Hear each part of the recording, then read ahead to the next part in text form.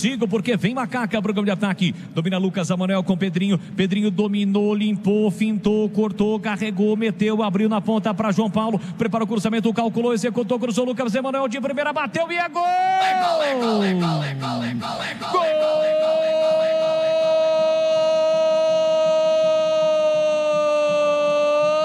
Gol! Da Ponte!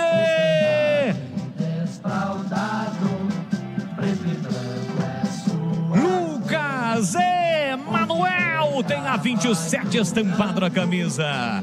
João Paulo recebe livre na direita e cruza a meia altura. Na risca frontal da pequena área, chega chapando, batendo livre. Lucas Emanuel, predestinado, acabou de entrar e coloca lá dentro. É o quinto gol da Macaca, então pula, sai do chão e vibra a macacada. Olha lá o povão festejando, olha lá, galera vibrando, balançou a rede, é gol da Macaca. Lucas Emanuel, 26 segundo tempo, solta o grito, grita comigo, nação Ponte-Pretana.